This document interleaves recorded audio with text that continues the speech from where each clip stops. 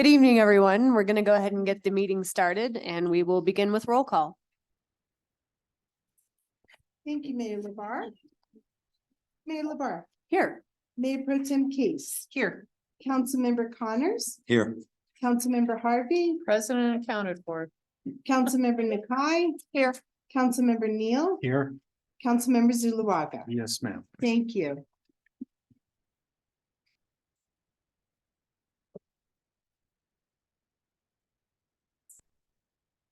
Of the United States of America, and to the republic for which it stands, one nation under God, indivisible, with liberty and justice for all.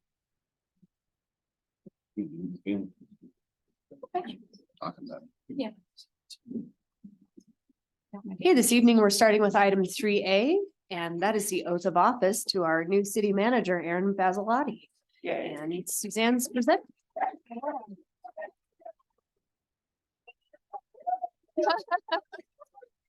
And a dog.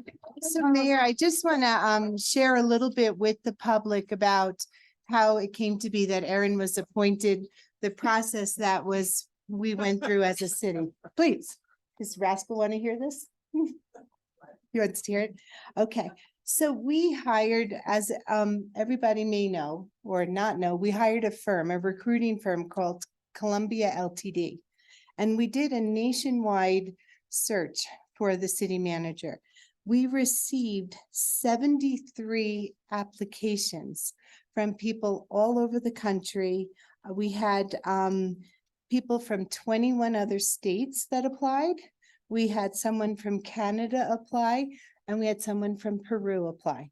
And out of those 73 applications, we narrowed it down to eight finalists, and Aaron made the 9. And as council knows, reviewed all the finalists and the other people and appointed Aaron as the finalist. And so it was quite the process. It took a lot of months. It was very competitive. Aaron had to go through all the exact stages and all parts of the process that every single person went through. He did not get any of the shortcuts or anything. And I'm pretty proud to say that we had a special meeting last Friday, and he was appointed unanimously by the council. And so that's a wonderful blessing. And tonight I'd like to administer the oath of office, and then Aaron's going to take his seat up here on the dais.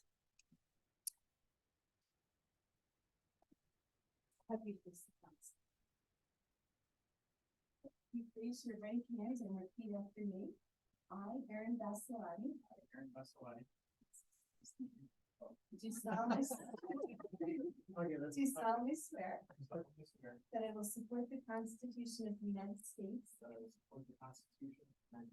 and of the state of Colorado, the charter and ordinances of the city of Woodland Park, and that I will faithfully perform the duties of city manager upon which I'm about to enter. Congratulations.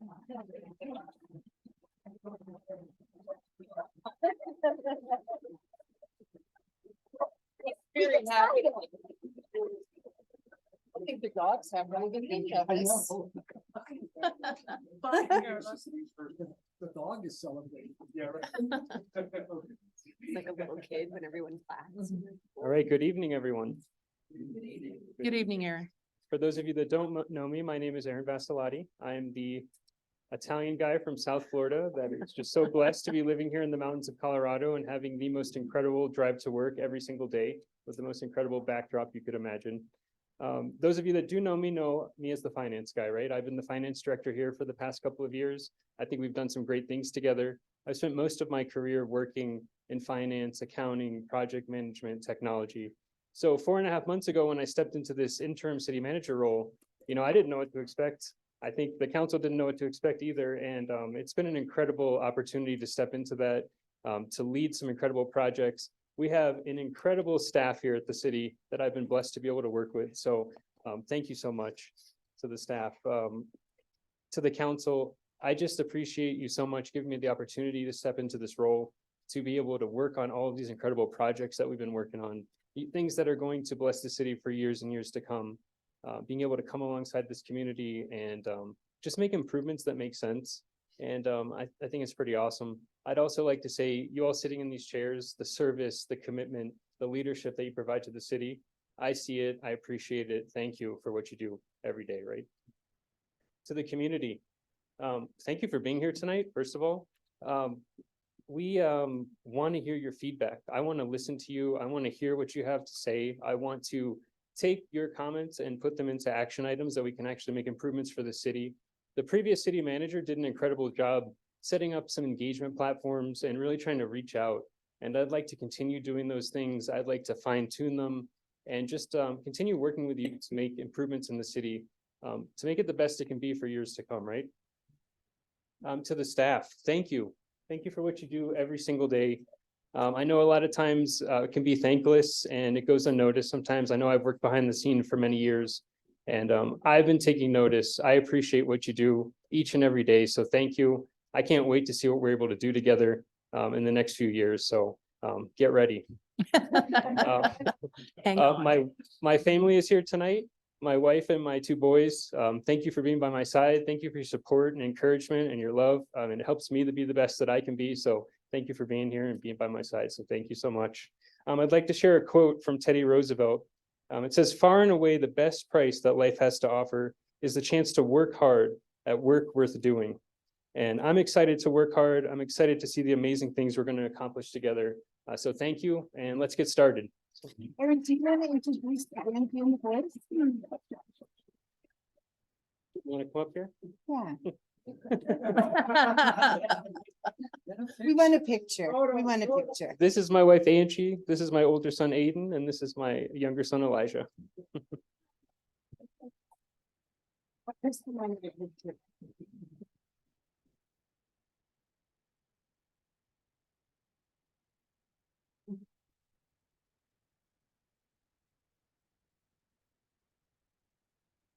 Nice.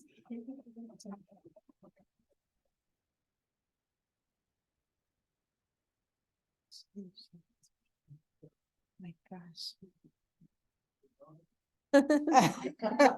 I'm lost. Welcome.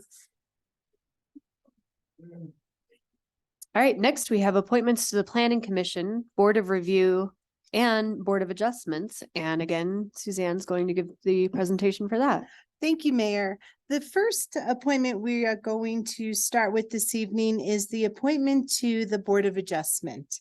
And as council knows, we are always advertising for people to join our boards and committees. So for you out there in the public and the audience, we have plenty of openings. If you ever want to see which openings we have available, we have them listed on our website.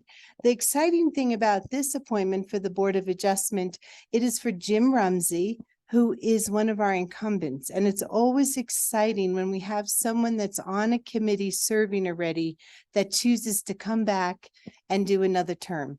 So this evening, Jim is here. He's here to answer some questions for you. And then if council would appoint him, I can swear him in and give him his oath of office. So Very good. Jim.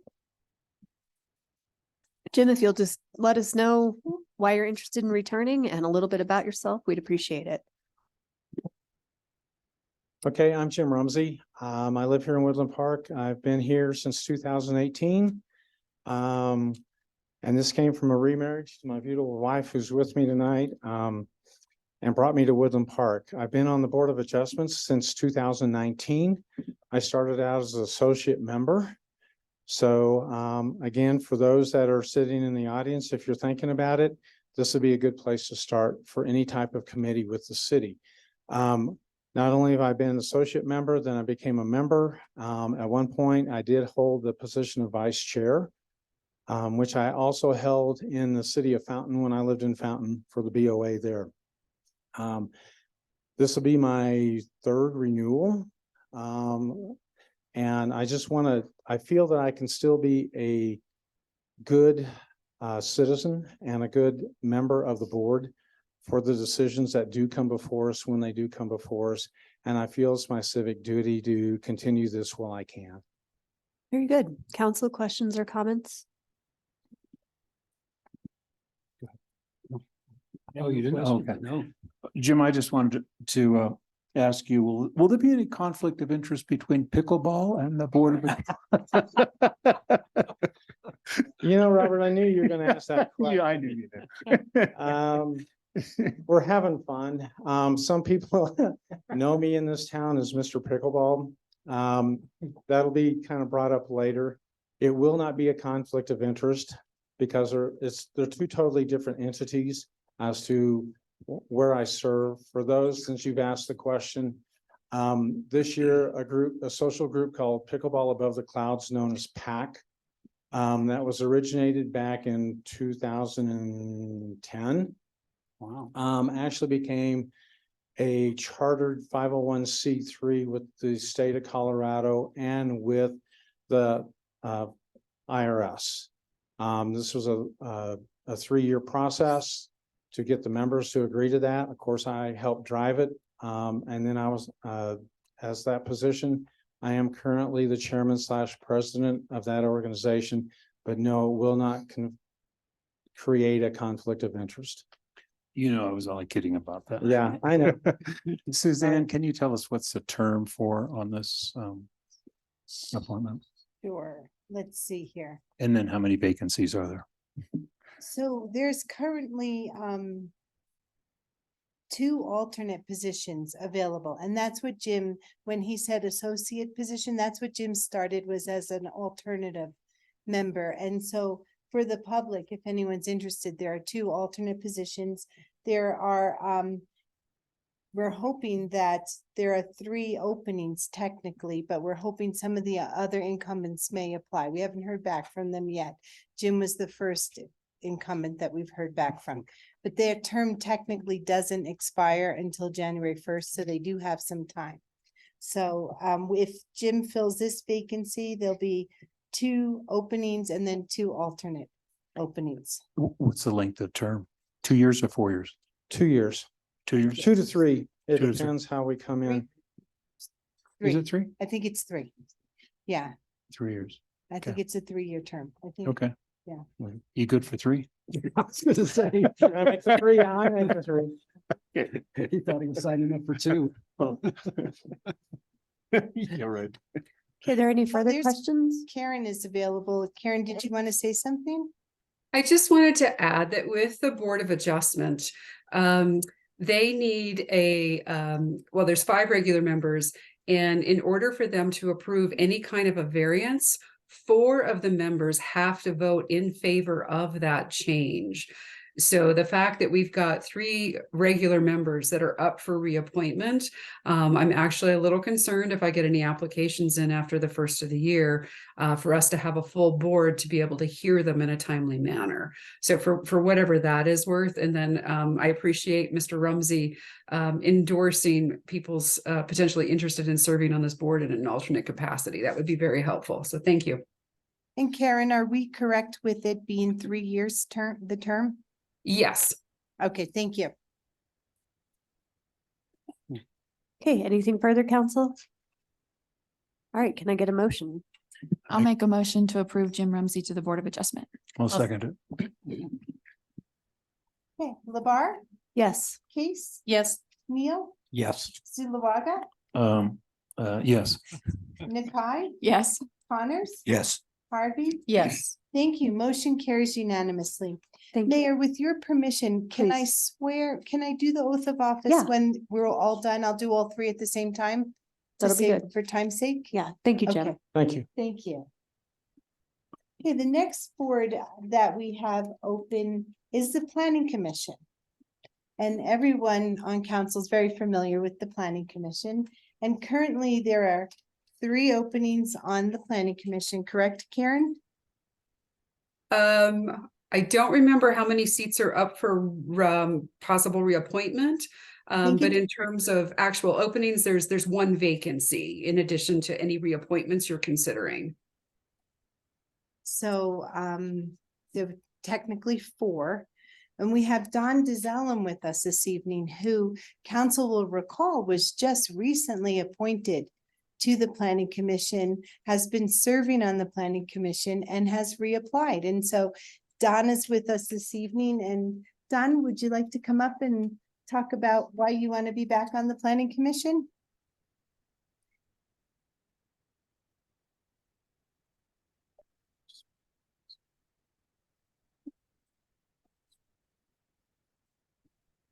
Good evening, council. Basically, you guys have heard this spiel before.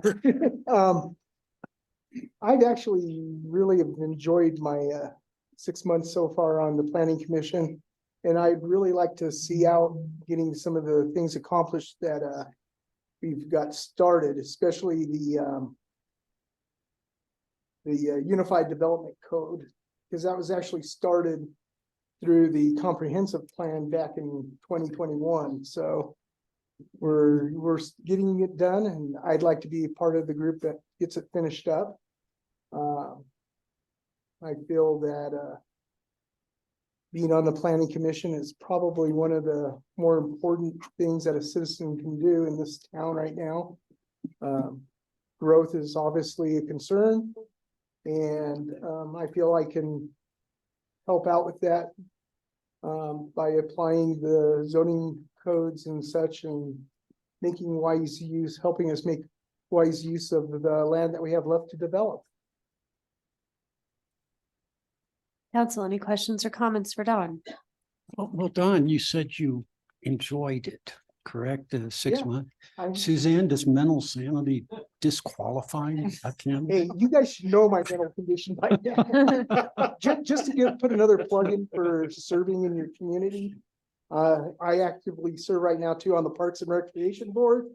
So there are opportunities out there for citizens to participate. I've actually zoomed in and watched you in action. Good job. All right. Council, can I get a motion, Well, please? can I just ask Suzanne again, how long's his term for, or the position he's re-upping for? Gonna defer to Karen for that Okay. one. That would be another 3-year term or a 3-year term. He initially filled a shorter time period, but this would be a reappointment for 3 years. All right, thanks. So I will make that motion. I Very make good. a motion to reappoint Don to the planning commission for a 3-year term. I'll second that motion. Okay, who got that second? Doesn't matter. Yeah, Fine. I think I was. Okay, Keys, Yes. Neil, Yes. Zulawaga. Yes. Nakai, Yes. Connors. Yes, Harvey. Yes. Labar. Yes, Thank you. Motion carries unanimously. I was reading the agenda for the next item. We'll call you back up in a moment. Doc. Hold on, Don. Thank you. The next committee and the final committee we have this evening is an appointment to the Board of Review. What's exciting about this is it's not an incumbent, it's somebody new. And it's Martine Vogel. I do not know Martine. Are you here with us this evening? Okay, we will have to, as per council's rules, we'll have to postpone this appointment to the next council meeting, and No. I will call Martine. Not on Zoom. You don't see him on Zoom? Let's just do a quick check. I do not. Okay, So we'll get this appointment January 4th. We'll postpone it to No. then. Person. Okay, Mayor, with your permission, may I administer the oath of Please. office? Okay, Don and Jim, I'll have you come up here.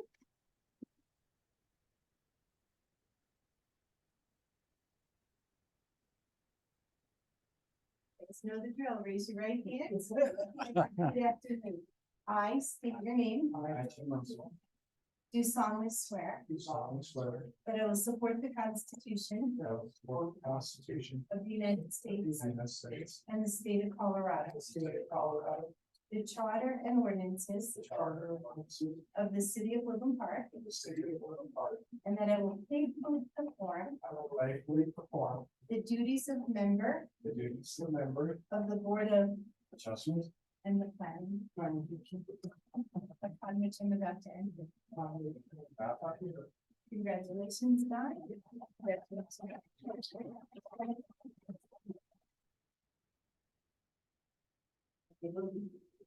Do the senior dignity, Don, and then we'll have Jim sign right there. I'll do the rest. All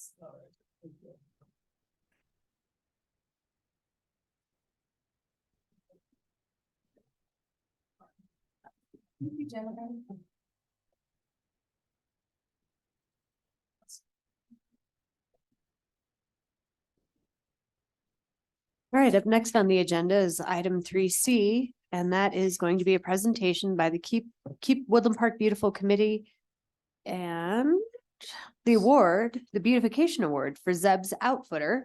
And our presenter is Sarah Horwood, the chairperson and secretary of Keep Woodland Park Beautiful. Thank you. Thank you. Thank you everyone for having me. My name's Sarah Horwood. I am one of the co-chairs and secretary of the Keep Woodland Park Beautiful Committee. As part of the committee, one of our main goals is to make sure we recognize individuals, groups, or businesses that have contributed to the beautification of our community. We nominate businesses and as a committee, we vote and make sure that we're all in agreement who's going to receive the award. And today I'm here to provide the beautification award for Zeb's Outfitter. We definitely think that they have done a great job of making a super welcoming store, and we definitely loved your flower baskets and how beautiful it is like when you walk through the area now. So without further ado, I do want to. Yeah, you might want Oh, to yeah. get a picture there. Yeah, and have them Come on up. come on up.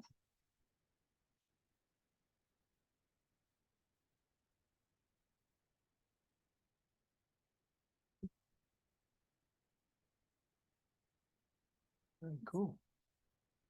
Speech. Sarah, would you speech. just, or if you guys wouldn't mind just letting the community know who they are, Lynn and George, if you can come in. or and if Lynn say and a few George want to words. just let the community know who you guys are, because maybe not everyone knows. I have a little present from them. Oh, nice.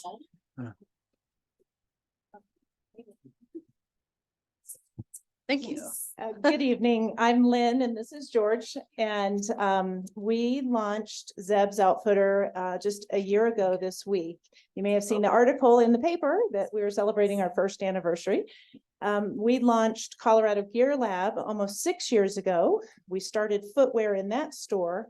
And from there, we created Zeb's Outfitter. So this was a vision of his. Good job. And yes. So it's been a lot of fun and we just thank you so much for your support, the community, our employees who have been amazing. We bounce them back and forth between both stores. And it's really been a wonderful way to serve the community. So thank you. Thank you. We're glad you're here. Yeah, thank you very much, guys. Appreciate it. George, can I ask you a question? Yeah, please. Whatever happened to Elvis? Oh, that's a long, unfortunate story. Uh-oh. You mean we got to go over to his mausoleum now to? Yeah. Got to go to Memphis. Yeah. Thank you. Thank you, guys. Thanks Mhm. again. Thank you very much. And now we're off to item 3D, which is presentation from the Parks and Recreation Advisory Board regarding the purchase and acquisition of Avenger Open Space. And our presenter are board members Jeff Webb and Chris Gonzalez.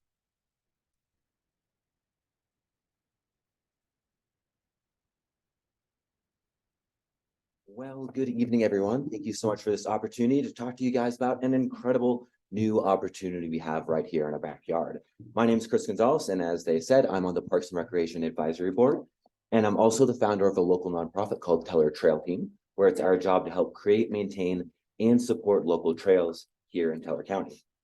So as you can guess, I could probably talk all night about trails, but instead I will read off of my notes so I don't keep you here too late. So when this came across my desk, oh, wait a second. Oh, it's already up there. Hang on, I gotta figure out how to work this. We have an awesome guy back there that makes that happen. Okay. Oh man, I'm going the wrong way. Go back to the beginning. Yeah, we're doing great. So, when this came across my desk, I knew at the risk of sounding dramatic, this was a once in a generation opportunity, not only for recreation, but also for education and preservation. So I started making calls around to some of my colleagues at places like Palmer Land Trust and Conservancy, Great Outdoors Colorado, Of course, everyone at the city and my wonderful Parks and Recreation Advisory Board. Say hi, everybody. Yeah, wonderful. And so that way I could share with them why this is such an important opportunity to take advantage of. And next slide, please, because I don't know how to work this. So this is a 120-acre historic mining claim situated off of Kings Crown Road, and it actually runs through Teller County and El Paso County, and it is also surrounded by national forest. Yet despite being in two counties and being surrounded by national forest, we actually have direct access to it because of a local city-owned Paradise Open Space. That's right there. You'll see it on the left side of the screen for you. It's situated, so that's north. So it'll take a little bit to get your bearings. But not only is that a city-owned open space, but you also have two parking lots there that allow people to access the myriad of social trails that already run through this property. So now I need to find my place in my notes because I already got off. Okay, so we'll skip to here. So by purchasing this land, the city has an incredible opportunity to not only protect the existing trails, but will also have the option to expand upon them to meet the growing need and desire for places that are both easily accessible, but still maintain a wilderness feel, which this property does both very well. So all of this, of course, sounds great on paper. And I personally have a connection with this because it is one of my neighborhood trails. It's where I took my daughter on her first hike when she was 3 days old. It's where my son's learning to ride his mountain bike over the sketchy scree that we have up here, and countless other wonderful family memories. But I wanted to know what the broader community as a whole had to say about this. So next slide, please.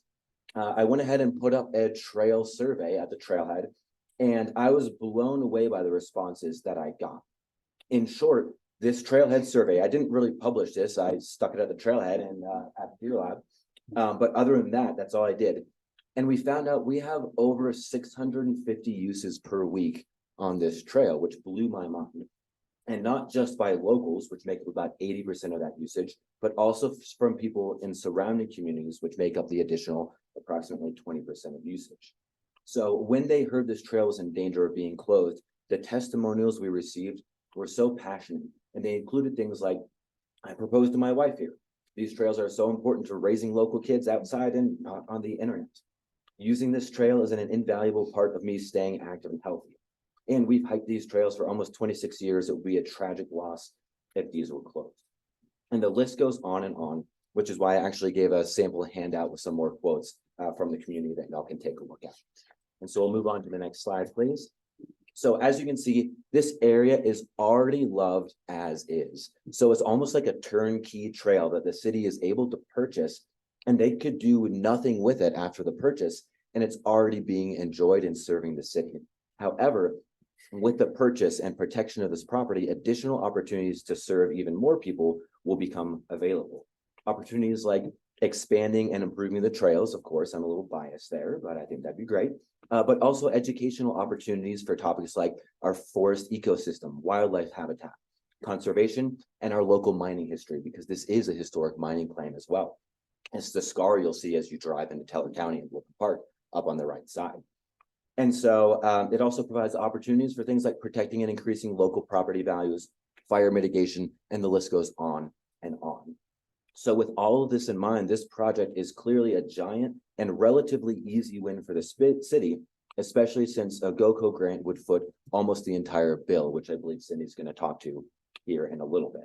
But this project also, not only from this poll, checks a lot of boxes, but it checks so many boxes from the newly adopted Parks and Recreation Master Plan that we released earlier this year.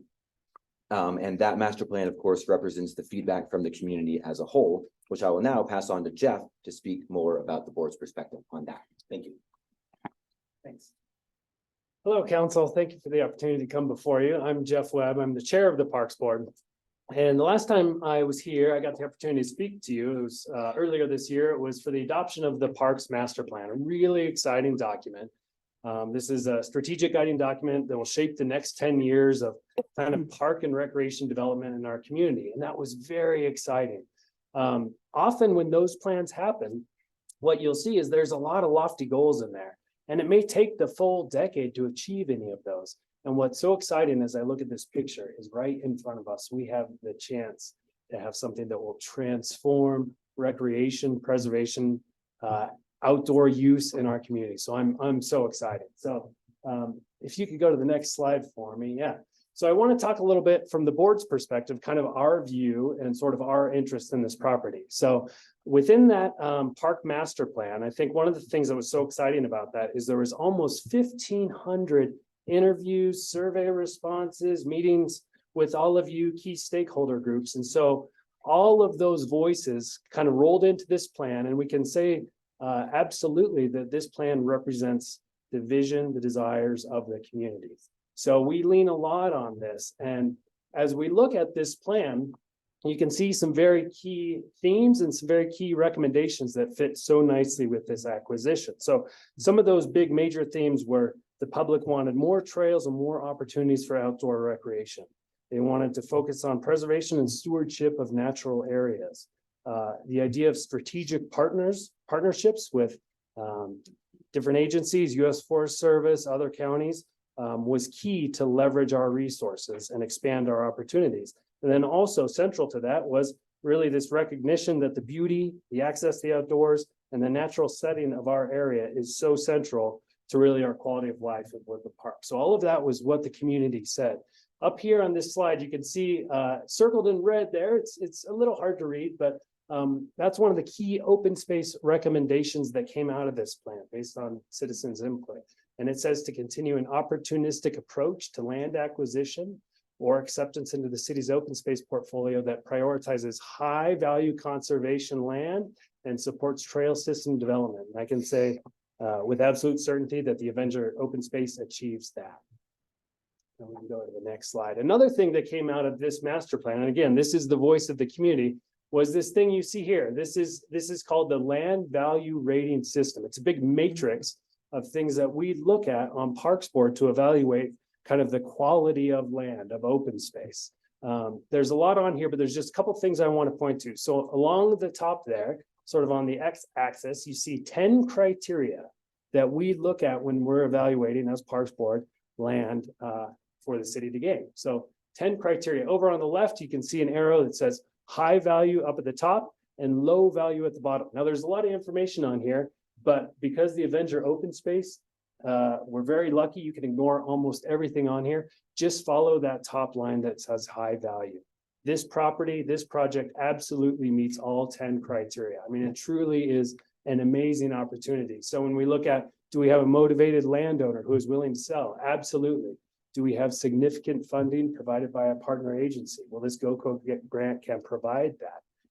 The characteristics, absolutely. This is such an outstanding property. I really encourage all of you to go and check it out if you haven't. It's a diverse property. You have aspen groves, you have open meadows, big stands of ponderosa pine, steep hills, flat areas. It's really quite a diverse and beautiful property. Future trail connectivity. Now, this is the only spot that maybe one could argue it's not, doesn't meet that high quality. So it says located on a proposed trail route identified and adopted or local regional plan. It's very close. There's something called Ring the Park that's in the Parks Master Plan. The only reason it didn't come into this property is I don't think we had enough ambition and foresight. But absolutely, this property opens up a multitude of trail connections. So in my opinion, it absolutely checks that box as well. And then recreation access. I mean, if you go out there on any day, you know, the survey that Chris spoke to, people had to go, they had to have their phone, they had to scan it, they had to respond. And that was 650, visits, right? We know that's just the tip of the iceberg. You can go out there and hike around, you'll see mountain bikers, people walking their dogs. It's used and it's loved. So the recreation access is immense. There's a lot of trails on that map you saw that within this property, and there's a lot of trails that go off that property into U.S. Forest Service land. We'll have the opportunity to continue to work with Forest Service to try to establish some of those connections, but really trail connectivity is a huge plus to this property. Risk of development. Absolutely. So this property is listed for sale, right? I know there's folks that are interested in buying this property and absolutely within their rights to develop it, absolutely within their rights to fence it all off and access would be lost. So anyways, 10 criteria, this checks every box. It's really a truly remarkable opportunity. We can go to the next slide. So one of the things that's so exciting is we have the chance to pursue this GoCo grant. And for folks in the audience that don't know, GoCo is called, it's Great Outdoors Colorado. It's really something remarkable that we have in Colorado. It's funded by lottery funds, and that money goes into a pot, and you can apply, communities can apply for grants. And that grant money is to support outdoor recreation, programming, really parks and preservation. They're looking for impactful projects. Those types of projects that will send a ripple through the community, really transform the face of the community. This is exactly the type of project they're looking for. Now, GoCo grants are extraordinarily competitive. You know, everybody wants this, but really this property is, I mean, it's what GoCo is looking for. So we have a wonderful opportunity here where we can pursue this grant, and that is just, I think, fantastic. I do want to say a big thank you to the city. I know council has had their eye on this project. I know our new city manager has taken an interest. But I also want to thank especially Cindy and park staff, because it is an enormous amount of work to pursue these grants. And it really does take an army. So thank you all very much for your interest. And I think the other thing I want to say is in my professional background, I worked as a planner and landscape architect in Colorado Springs for the Parks Department. So I had the opportunity to work on a lot of land acquisition grants. And usually what happens is this is a long range thing. You look at this for maybe 10 years and get to the spot where you might be able to apply. Sometimes it's a fairly top down process, right? We find it on the map and identify it. What's so unique is this is grassroots. You know, Chris identified this, comes to Parks Board. I'm getting calls from neighbors. I mean, this is truly a grassroots effort that has happened just in a matter of months. So it's really worth noting that this is not usually how that happens. And I think it really speaks to how much people care about this property. So on kind of a, and this is a great view. This shot here is, you can kind of see that quarry, right? There's an aerial shot. Not a lot of people know, but if you have intrepid council members that come and visit here, they can find historic artifacts here. So if you ever look, and Council Member Zuluaga is your guy. We hiked it with him yesterday. It was great. But no, I mean, that's kind of a cool feature. There are untouched, absolutely pristine areas of this property. And then you have spots like this that are interesting, that speak to our history. Personally, so I'm a new dad. I have a 10-month-old daughter. And I think with her, I probably have hiked this property about 50 times, right? So we love it. I strap her on the thing and off we go. It's great. And all we did is we would go and enjoy our time. And then we found out this was for sale, right? And instead of just enjoying it, I started to think about what happens if we lose access to this. Really, really made me sad, of course. And then I think about what could be if this grant happens, right? And so instead of this fear, I get to think about school field trips when she goes with her class, right? I get to think about picnics, her hiking. It's a wonderful thought. And so, you know, gosh, the potential is right there. And I think one of the other things I think about a lot is that this truly is a once in a generation opportunity.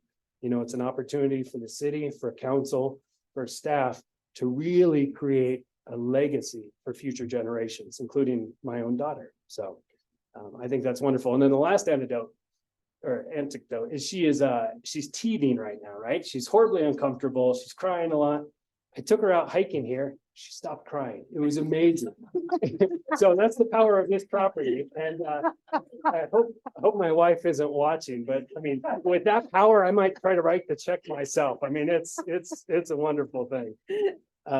So, okay, we can go to the next slide. So talking about Parks Board. So here you have a picture. This is all of us, most of us.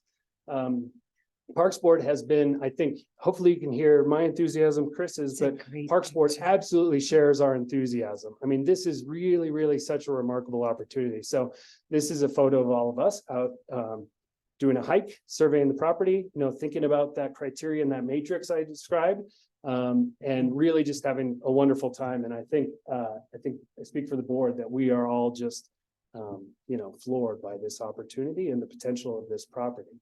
So I am very pleased to say that we had a board meeting last night, and the board had a unanimous vote in support of the Avenger open space acquisition. We also had a unanimous vote in support of the GoCo grant application. So I want to pass along those recommendations.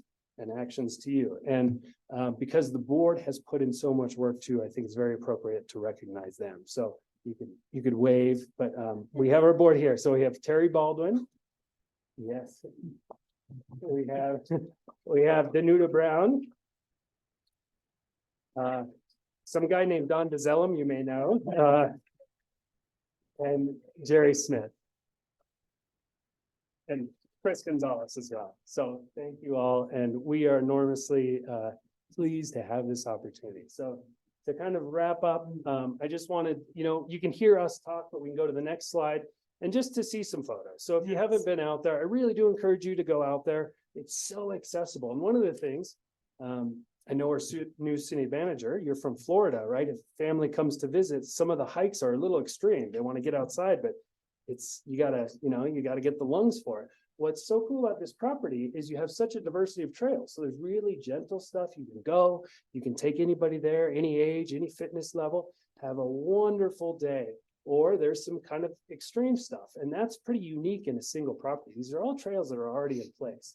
But this gives you a sense of kind of those conifer stands. You see the hillside slope, open meadows. It really is just beautiful. And I think we have maybe one more here.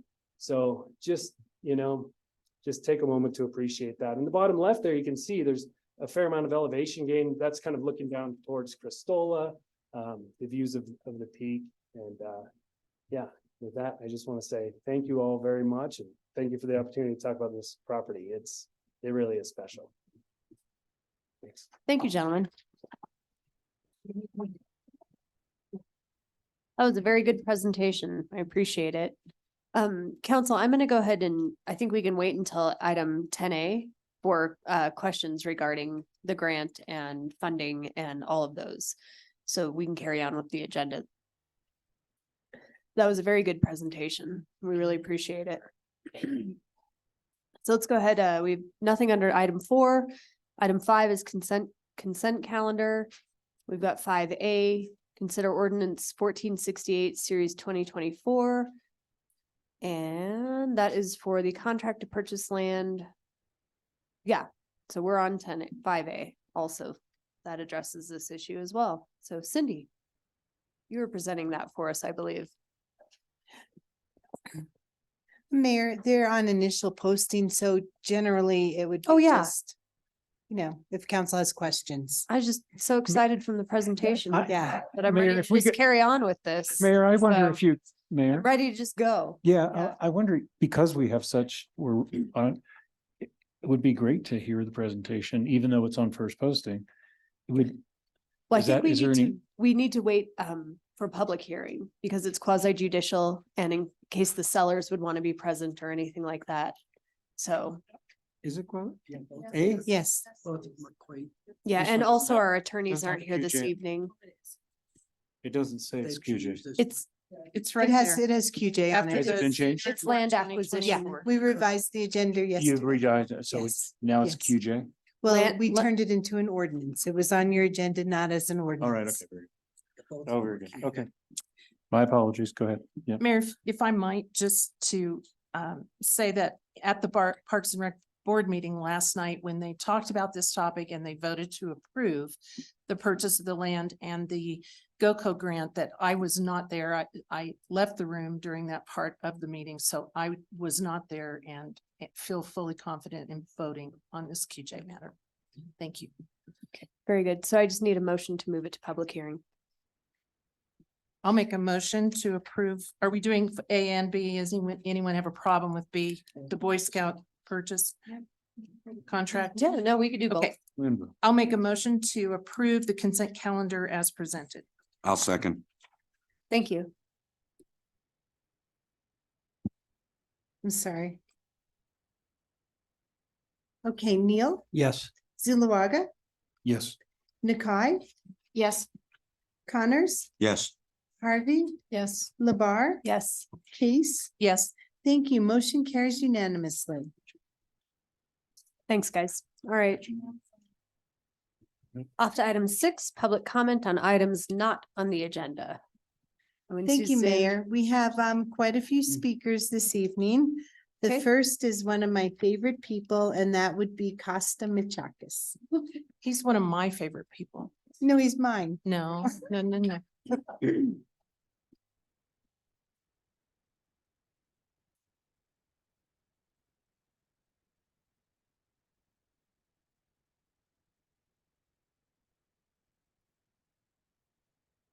Costas Michakis, 245 Morningstar Court in beautiful Woodland Park. Ms. Mayor, members of the council, city staff, good people of my community, good evening. This awesome hat I'm wearing was given to me by my good friend Ken, another veteran, and I wear it with enormous pride for my country. It gives me energy and reminds me of my love for my country. What makes any community a great community is the people. And we're blessed to have outstanding people living in our community. Our neighbors, our friends, people we see at the grocery store, coffee shop. Neighbors, helping neighbors. People volunteering their time to serve their community anywhere they can. We're blessed to have such people here. I call it treasure, a treasure. And I believe that we should try to make it even better of what it is.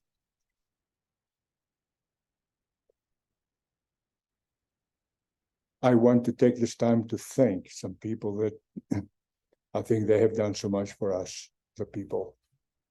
Jerry, Arnie, and then many, many volunteers who spend many hours going from door to door to talk about the truth and to get signatures for the 2 petitions to bring the matter to where it is today before the people.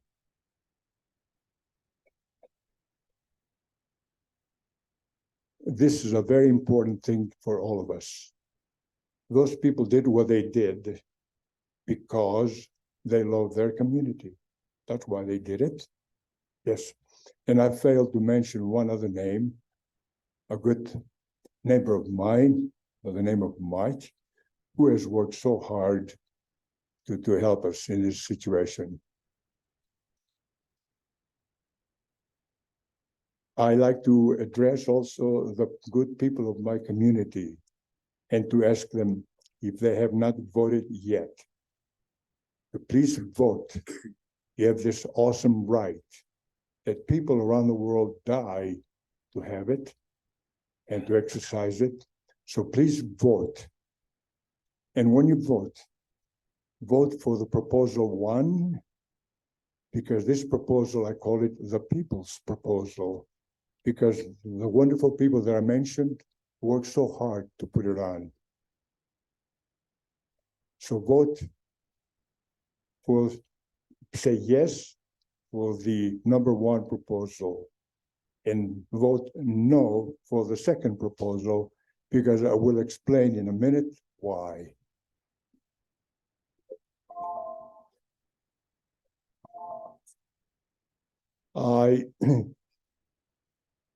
I believe in doing the right thing always in my life.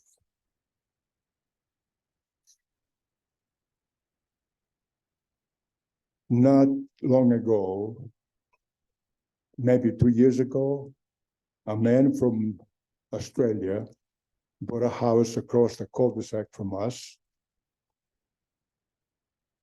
And this man turned it into a short-term rental.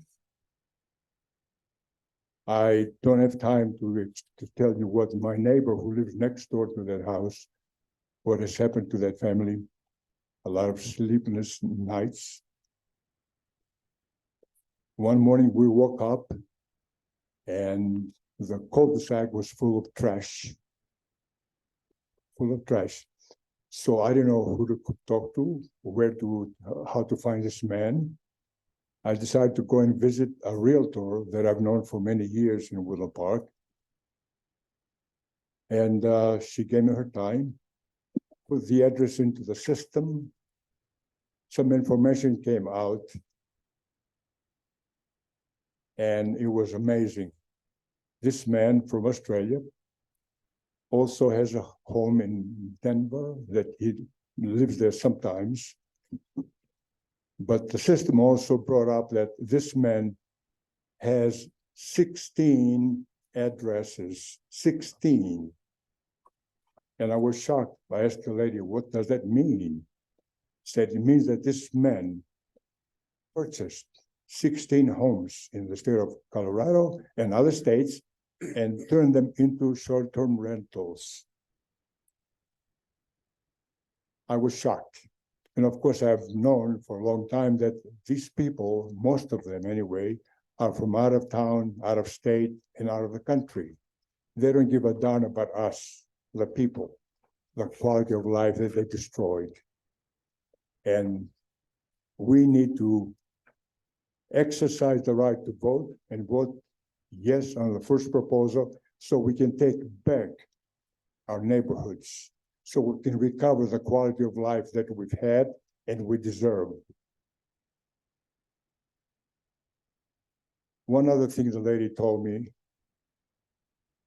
is that, Costa, we do not have this account. We have others. This account is managed by another realtor in Woodland Park. I was shocked. The real estate agents of our community are involved with this terrible thing. But I know a lot of them, and I trust them, and I don't think all of the realtors are doing this.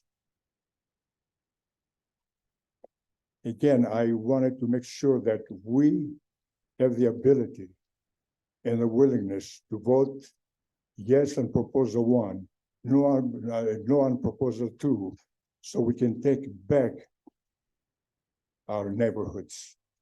And if we do that, we will have a tremendous Christmas present come the 12th of this month. Ms. Mayor, I have a question of you.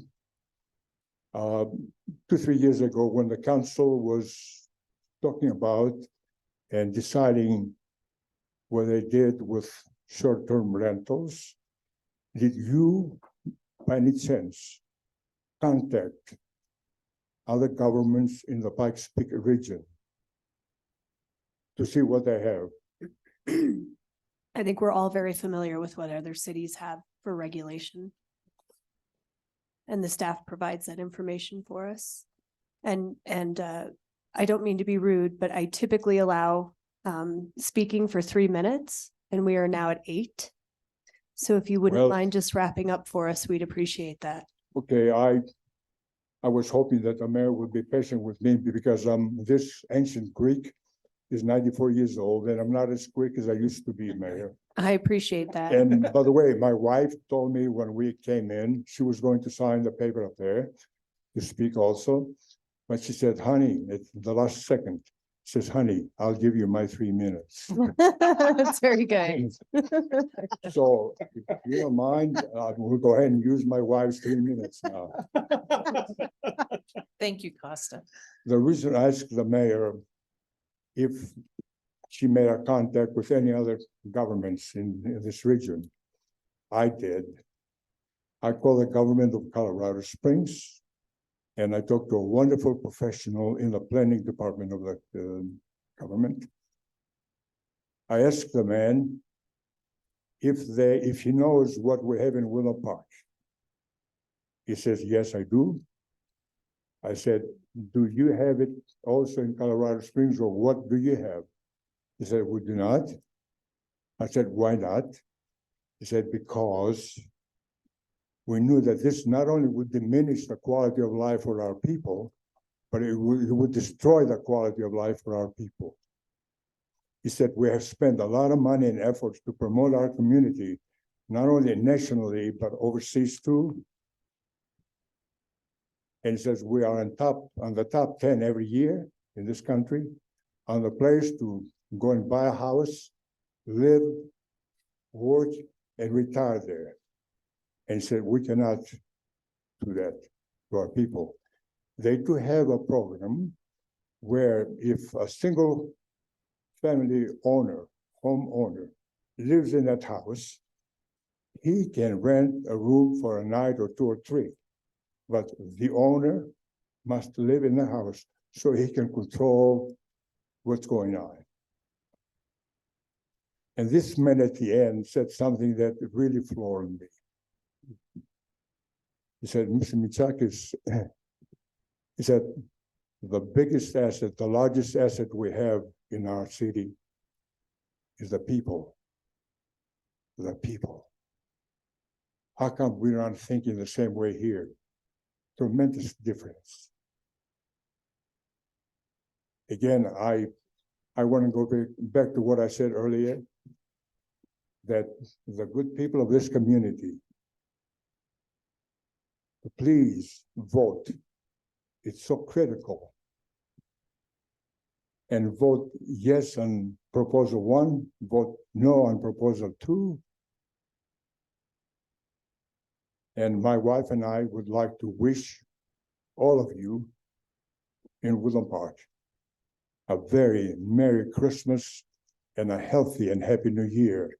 And may God continue to bless America, the greatest country this planet we call Earth has ever seen, period. Thank you very much for your time. Thank you. Merry Christmas. Merry Christmas. Thank you, Constance. Mayor. The next speaker is Debbie Miller. Okay.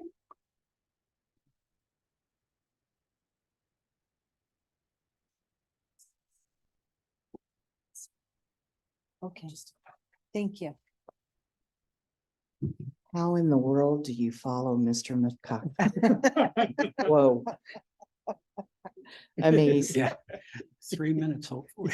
3 minutes, right. Mind you, that's my counsel saying it, not me. Good evening. I'm Debbie Miller, President with the Greater Woodland Park Chamber of Commerce.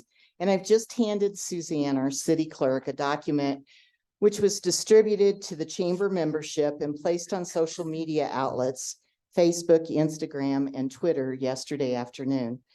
I've asked that she place it in the record for tonight's meeting because it's rather lengthy and I didn't think I could get it in my 3 minutes here. So I'm going to give you a short synopsis of the article that the Chamber Board of Directors authorized the release of this document yesterday to ensure that our membership and that the local Woodland Park citizens understood the process of the recently produced Blue Book in reference to the ballot initiatives which are currently being voted on by the citizens of Woodland Park. Lately, there have been inaccurate allegations made against the chamber, mainly in social media, but the concern that the chamber board articulated was the threat of lawsuits and other negative discourse that's been circulated about the chamber. You know, when the chamber's criticized, it's not just the chamber staff and the board who bear the brunt of the criticism, but our 430 plus members bear that as well. So in closing, we put out this statement. We noted our collaborative process was used with considerable back and forth that ensued over the arguments for and against the proposal, and making everybody happy on this aspect of the Blue Book was next to impossible. But the chamber takes pride in our collaboration with the authors of the 2 initiatives, and we firmly, as the chamber board said yesterday, stand behind our product as a reliable source for factual information for the citizens of Woodland Park. Thank you. Thank you. The next speaker is Tim Northrop.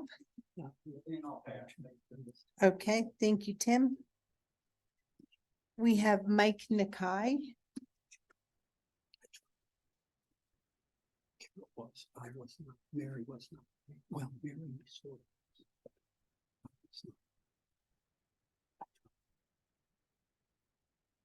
of. Good evening, Council. Mike Nakai, Woodland Park. I understand that your current council procedures essentially are not going to allow public comment until the night you want to take a vote. I think that is a disservice to the community. I think it's a disservice to your roles. I think you want to hear from the community maybe a little bit ahead before the night you want to take a vote. I think that also applies in this case to maybe staff as far as some items they want to do. So I'm going to talk a few minutes about this land purchase. And I don't expect any response from you because I know your attorney isn't here. These are just some items that I'm sure you're thinking about, but since we haven't had an opportunity to hear really what you have looked at, I'm going to throw these out because every one of you, almost every one of you up there has expressed frustration with the situation we got into with the pool. We got into the pool, we got into it, and then we found out what it was going to cost us later down the road. So I'm assuming that many of you are concerned about parking. How many visitors we're going to have? I'm shocked at these numbers that were presented earlier today. I'm also shocked at the item that was the tip of the iceberg. Don't get me wrong, I am all for this project. Okay. Mayor, This is Mike, I'm sorry to interrupt you. This is a quasi judicial matter and public comment is taken at the I'm next sorry, meeting. I am, unless you're gonna exhibit some kind of item against my First Amendment rights, I'm gonna finish my comments here, okay? He can speak on it. We just. I can speak on it. You don't have to speak on it. You don't have to I'm respond to not me. speaking on Neither it, does but the staff have to Thank you. respond, okay? Mike, can I Just making a point on the record. Thank Mike, can I ask a question? Is this regarding any of the things on the agenda, though? Yes, it is something on the agenda that has no place item for public comment. And as I just explained, your council procedures, which were changed to move these items to the consent calendar instead of in items on initial posting, where on the agenda, it actually states Mike, public comment may be heard. we Okay. actually item 10A. I was going to say, I think you do have the Yeah. changes. 10A, Yeah, Yeah. yeah. And it says public comment may be heard and I just usually don't have anyone signed up. So we just don't take public no, comment. no. Mike, it's Well, administrative there. It's the only thing that this council has been allowing public comment on is public hearings. It depends on whether people are signed Yeah, up. I know it or- depends, and that's why I chose it now. So if you want me to wait Oh, no, until ten it's fine. AM, I am I'm perfectly perfectly fine. happy. You are welcome. to I am continue. perfectly happy waiting till 10A, especially if there's more information that's going to be presented, and then I can scratch off some of my concerns. That I will let you make that decision. I'm fine with either. It's up to you. If you would like to wait until you hear, There's going to be more more information. presentation at 10. yes, Why don't we do that? Because then I can scratch some of these concerns off if I don't. you are Okay. welcome to. All right. Yeah, And Mike, just, it's administrative on the 10. So it kind of keeps us a little. out of So it. you have an item that's both quasi judicial and administrative. well, there's a They're difference between an separate. ordinance and a resolution and 10A will be a resolution. They're I know it gets We complicated, didn't they're write the diff- they're rules. different. but they're also different. Yeah, one is to purchase land, one is Right. to pursue a grant. So they're Right. different items. Okay. So if you are welcome for whichever, you can I'm carry on now happy if you'd taking a like. seat and listening to the Okay. presentation. And then please remind us, Okay, okay? no problem. Because I'll write it down. I know Suzanne will write we it often down, go by but in it, case we we often- forget, just Okay, in case you remind go me. by, I'll raise my hand.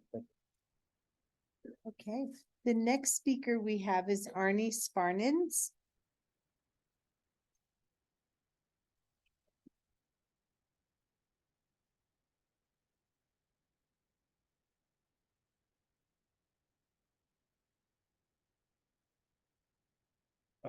Honorable Mayor, City Council members, my name is Arnie Sparnans. I live in Sunny Glen, and so I want to confirm, am I considered within 100 feet of the polling place, or can I? No, no, no. It doesn't apply now. This is not the polling place. This is the council chambers right now. This is the council chambers. So good question. Okay, just making sure. It's when the judges are here and they're actively working, it's a polling place. Not that I would electioneer, but there may be a certain slant to this. Anyway, I did want to point out, thank you for the stickers. I did just vote. And I've been hearing a lot of people looking at this ballot and kind of really struggling, trying to go through these words and figure it out. And so, and every time I write something or look at something, it's like, am I going to get it wrong? Am I going to do it backwards? And so I just wanted to share what I did, because rather than looking at it just to make sure when it actually came time to mark yes on number 1 and no on question 2, I was really doing the right thing. And so I looked at it and I zoomed in on the word question number 1. It's question number 1 because it is there because of the Citizens Initiative. And so the key word, Citizens Initiative. Okay, I know what I want. Then I zoom in on this other one. I see referred by City Council. People have been following the process. You know, they know how they should vote on that too. So that's all I had to say. Appreciate that I had reference guides and other things to look at, but I got my vote in and we hope that everybody else does too. Thank you. Thank you, Arnie. Thank you, Mayor. That concludes our public comment for this evening. Okay. On items not on the agenda. All right, we have no number 7, no number 8, number 9, public hearings.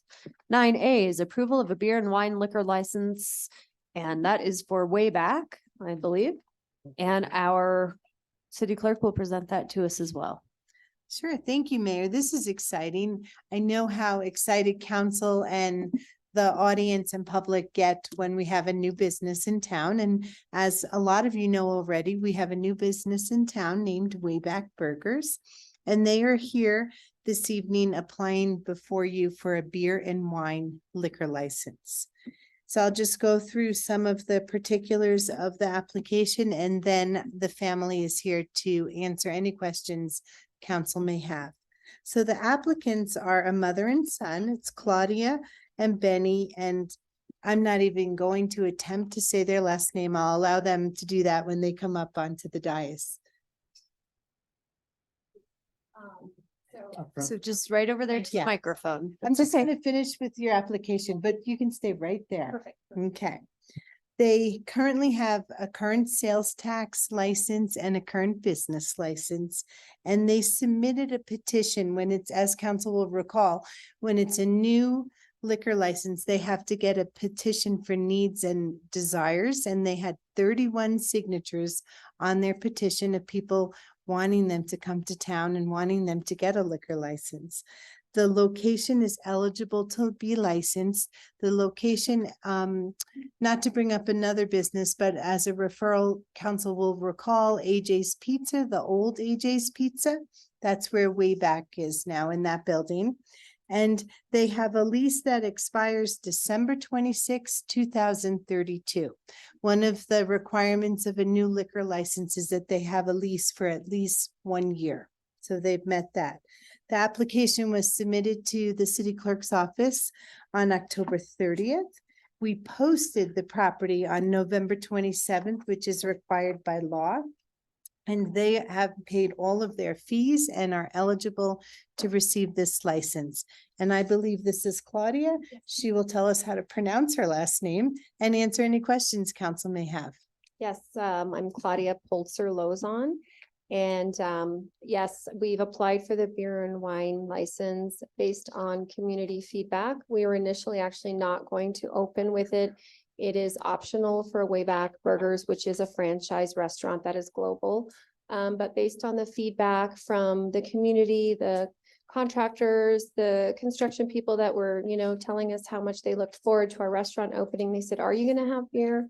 Especially it was beer, but some people asked for wine. I'd love to have a cold beer with my burger. So we decided that, yeah, this is something the community would like and love.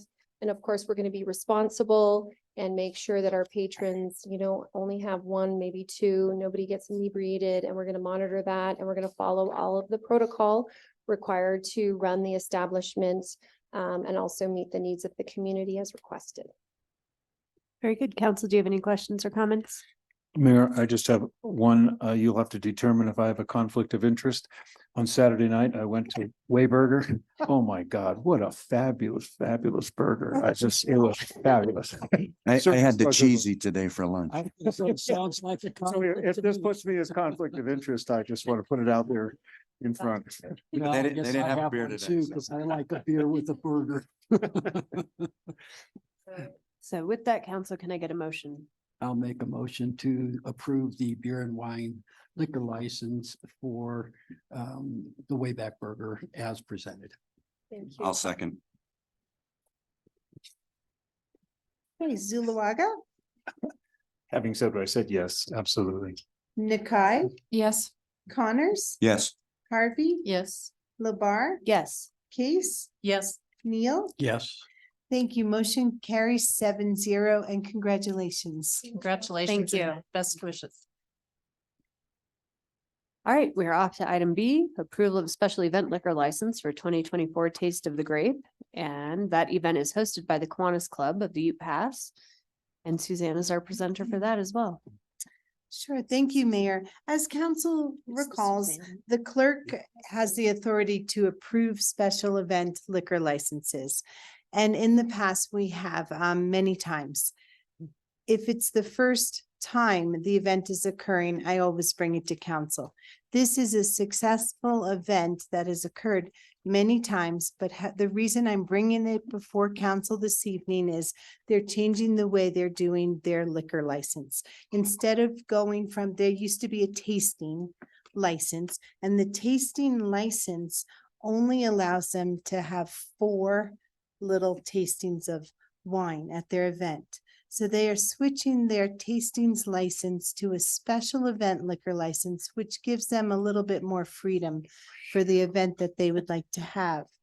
This, we discovered going through liquor licensing with the state of Colorado that this best fits their event. So I want to say it's not a new event, it's a very successful event. Norm Steam is here with us this evening to talk a little bit about the event, and that's why it's being brought to you as a special event. So thank you. Thank you, Suzanne. Good evening, Mayor. Norm. Norm Stain, I'm the. He's bringing you a new mic. I think the battery went. Talking to us today. Thank you. That one works. Okay, there we go. Hot. Good evening, Mayor, Council. My name is Norm Steen. I'm here tonight as the president of the Ute Pass Kiwanis Club. As the clerk mentioned, this event has been conducted for more than 10 years. This is a Taste of the Grape event. It's one of 3 major fundraisers event that Ute Pass Kiwanis has conducted. The most recent event that we conducted was Breakfast with Santa. And thank you for many of you for coming over the weekend. At that event, we served 840 children and parents in about a 3-hour period at no cost. The way we're able to do things like that is through other fundraising events such as this one, Taste of the Grape. The event, we do sell tickets for that. The purchase price of a ticket allows a person to taste a wide varieties of wines, liquors, and even beer. And also the local restaurants provide hors d'oeuvres and so on. So everything is provided at no cost to Ute Pass Kiwanis. The community members purchase that ticket in order to taste the beverages, and then they leave the room with an order slip. So our liquor vendors then are able to sell liquors based on the taste that they have done over the time. So it's a great fundraiser for us, a great community event, and we've done a great success for 10 years. So very glad to answer any questions. Council, any questions, comments? Norm, the date of the event? February 23rd, 2024. It is a Friday night. That also happens to be the 35th anniversary of the Ute Pass Kiwanis Club. Oh. Yep, we've been serving Teller County for 35 years. And a time? Evening event, I don't think we have set a time yet, but it'll be probably around 6 p.m., 6 to 8 p.m. in the evening. Details to follow. Yeah. All right, council, can I get a motion? Move to approve the special event liquor license for the 2024 Taste of the Grape event hosted by the Kiwanis Club of the Ute Pass Kiwanis Club. I'll second it. Nakai, Yes. Connors, Yes. Harvey, Yes. Labar, Yes. Case, Yes. Neil, Yes. Zulawaga. Yes. Thank you. Motion carries unanimously, council. Thank you. All right, thank you. Up next is ordinance 1465, and our presenter is going to be our city manager, Aaron Vasilati. I don't know, is this Christmas? I get sworn in and we get to have the budget on the same night. I don't know. Dreams come true. Not for me. What an alignment. Welcome to Woodland Park. Yes. Before we do the budget, I do have a fresh sales tax update that I did this morning. In the last couple of years, I've shared the latest one before we do the budget, so if that's okay with you, I'll go ahead and do that now. Yes, okay. Please. All right. All right, so this is for October sales tax received through November, so as of November 20th. We did see a little bit of a dip in our September sales tax revenue. Our year to date for October so far, we've received $6.9 million. We're up 1.8% over last year. Our October revenues were $674,000, which was almost exactly flat from last year. Our lodging tax year to date, we are at $404,000, which is 3.8% over last year. In the month of October, we received $35,000, which was 12.1% over last year. As we go into the graph here, you can see in September, last year, we had an extremely large amount in September, if you look at that middle line. And if you look at how this year is versus 2021, you can see that we are still trending in the same direction. It's just that last year was kind of an anomaly and we had a very large amount. And when I did the budget, I did take that into account and I lowered that projection down. So all of the budget projections are still in line. It's just last year was kind of a fluke way up there. And then October, we're pretty much exactly flat. If you look at the dark line, you can see we're pretty much exactly where we were. And if you look at from 2 years ago, we are still trending up. So the sales tax looks still in line with what my projections were, but we are a little lower than we were 2 months ago. If you look at lodging tax, it's been all over the place all year. So 1 month we're up, 1 month we're down, one month we're flat. So I still think we're probably going to end the year at about 2 or 3% above what we had last year. Any questions? My crystal ball is only so good. All right, let's see. Always so clear. Okay, now we'll get into the budget itself. Let's pull that up. You're in two places at one time. No, it just defaulted down to. Okay, so tonight, council, we have ordinance number 1465 and 1466, series 2021. These are both an ordinance appropriating sums of money to the various funds in the amounts and for the purpose as set forth below for the city of Woodland Park, Colorado for the 2024 budget year for the general fund, 100, and ordinance number 1466, series 2023, an ordinance appropriating sums of money to the various funds and the amounts and for the purpose as set forth below for the city of Woodland Park, Colorado for the 2024 budget year for all funds except the general fund 100. So in accordance with the city charter, I have prepared and submitted a budget to the city council by October 15th. And over the course of several council meetings and several work sessions, staff and council have reviewed and discussed the proposed draft of the recommended 2024 budget. So I asked tonight that both of these ordinances be approved and we appropriate the sums of money that will allow the expenditure of revenues in each fund in the amount and for the purposes as set forth in the ordinance. The budget document with the line item detail has been provided. Are there any questions? Aaron, will you give us a final version of the budget so we can put in our books? Because it had Absolutely. So many. Yes, right after this is passed, we will get you a fresh copy. And Aaron, would you share with the public and with the council the effect of the Senate bill that passed, I think it was 1003, and the delay that will cause in the council setting the mill levy until the first meeting in January? Absolutely. My apology. I intended to do that. I thought it was. Yes, so the Senate passed Senate Bill SB 100, no, SB 100B-203, I believe that is correct. Which essentially has many of the same components that Proposition HH was going to have. And as a result of this, it essentially changed our our property tax estimates to what they would have been if Proposition HH passed. And this has a major effect because we will not have the official numbers from the assessor's office until December 15th at the earliest, which means we cannot do the mill levy certification until January 4th. So my follow-up question on that is, with the proposed ordinances that you're putting forth here now, what numbers are going to change? The only number that will change is the property tax revenue, which is on page.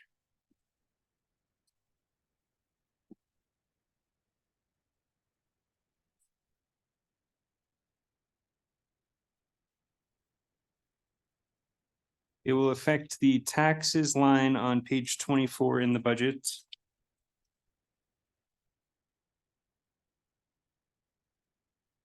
And I believe that's the, oh no. And it will also DDA. affect on page 26, the property tax line. And also the DDA. And also the DDA, I apologize, yes. But shouldn't it also change what our reserves end up with?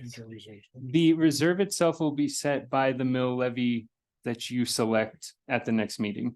But the start point, The start point itself, again, would be determined by the mill levy that you set. Because I've already included a reduction in this number. 2.5, I Uh, think is what the. This was a reduction 2 mil reduction. Oh, this was the 2 Yes, mil so reduction. technically, no change would be made at this time until we have a further discussion on the mill levy. Thank you.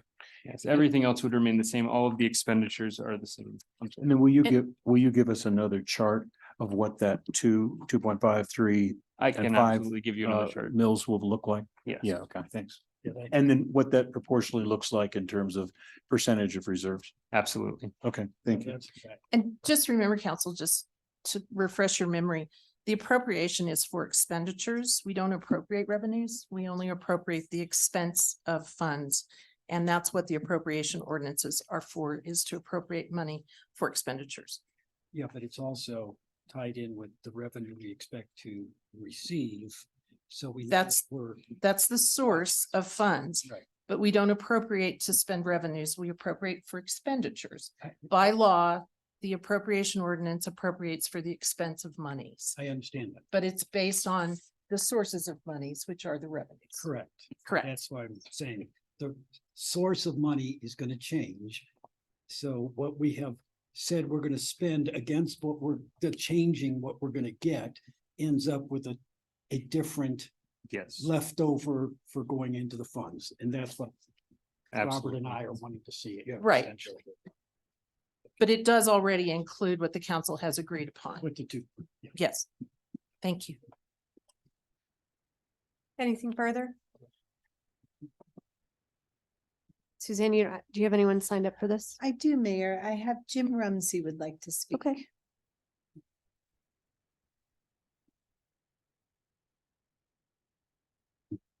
Good evening, City Council, City Manager, and our Mayor.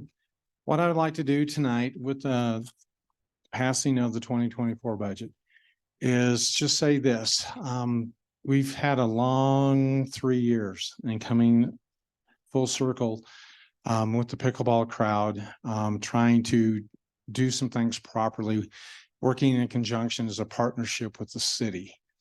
One was for our group to come from a social organization to a recognized 501c3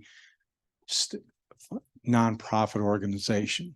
With that, that gave us an aspect that the city had asked us to do to become more organized.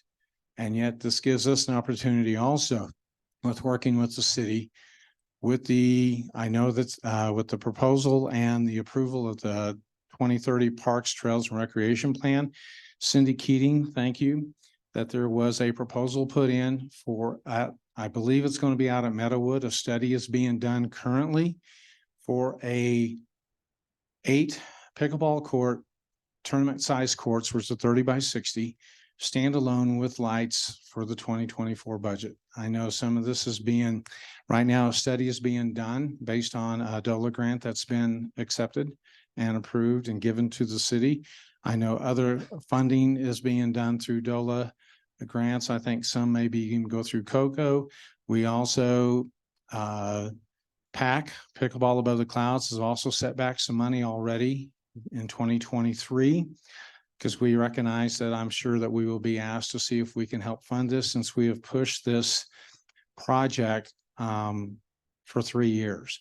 But I just want to say on behalf, not only of the members of Pickleball Above the Clouds, but also the residents and citizens of Woodland Park, thank you that this is, becoming a reality now.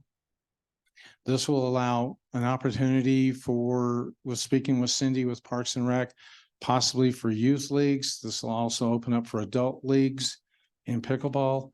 We would be able to have some opportunities to clone some programs that Pikes Peak Pickleball Association, the 501c3 in Colorado Springs, uses. And then maybe at some point, hold a 3-day weekend pickleball tournament for participants in the state of Colorado and even coming around. That's a pipe dream right now until we see everything come to fruition. But as president of Pickleball Above the Clouds, I want to say thank you for your support. Thank you for working with us. And we have ways to go, but we have a good team. We have a good rapport, and I know we will go forward and make this profitable for the city of Woodland Park. And thank you very much. Thank you, Jim. Mayor LaBarre? Yes. I did want a comment from our city manager about a technique used for accounting, and I've had a couple of questions about looking at our budget, our proposed budget for 2024, where specific line items are transferred into the general fund for expenditure. And there was some confusion about in particular, the lodging tax fund, and that lodging tax is very specific in its use, but its ability to be expended has to go through the general fund. Aaron. Absolutely. Saying that. The revenues from the lodging tax fund are able to be used for the payment of activities associated with economic enhancement and sustainability of the city, to include without limitation capital projects and annual operating and maintenance expenses for beautification and streetscape purposes throughout the city, and for advertising, marketing, and promotion of the city. And on page 94 of the budget, we outline every single dollar that's going to be transferred to the general fund. And so if you look at the bottom of that page, it shows that the transfers out to the general fund will be $321,390. And then that flows through to the revenues that we have recorded in the general fund, which is on page 29. And it shows it's account 100-000-3923. And it shows the transfer from the lodging tax fund of $321,390. So the expenditures actually occur in the general fund, but all of the monies are allocated in the lodging tax fund and then transferred over to reimburse them. Thank you. Hey, council, anything further? Seeing nothing, can I get a motion? Oh, I see Fred pushing. Public comment? Oh, you did that? Yeah. Okay, I can make a motion. You want to do them both at the same time? Is that okay? Does anybody have an issue with that? We haven't We really. have to do them separate. Yeah, we have to do them separate. Yeah, you will. He only spoke about the general. I just need a motion for 1465. All right, I'll make a motion to approve ordinance number 1465, series 2023 as written. I'll second.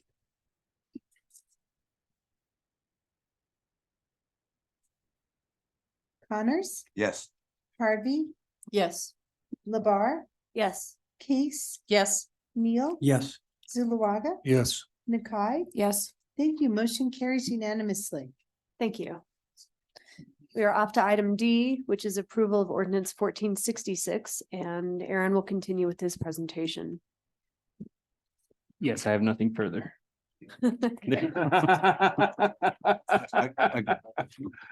It technically is two things. Council, did you have any questions about this one? Okay, Suzanne, is there anyone signed up for this one? No, ma'am. Okay, very good. I did have a comment. I shared it with Aaron in our one-on-one. And I just asked him on 1466, We have a $35 million budget. The general fund has 15, and the balance is in this. And would you just explain what you explained to me? Absolutely.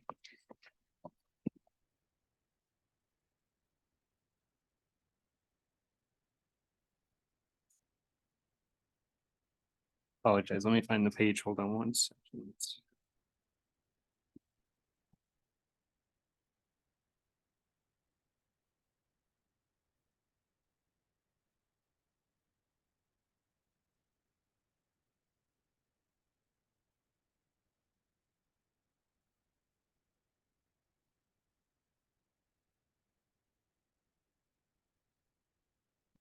Here it is. Okay, on page 135 of the budget, we break down the allocation of expenditures for all funds for 2024. So in here we have, and the numbers for the general fund have changed slightly based off of the adjustments that I showed you at the last meeting. But on this page, the total of appropriation would be 35,141,213. And that's broken up between the general fund, the grants fund, downtown development authority, culture and recreation, streets capital improvement, stormwater management, wastewater, and water. And so when we look at it, the general fund makes up 15.5 million. And then the next biggest one, we have the streets capital improvement, which is 7.8 million. We have the water utility, which makes up 6.5.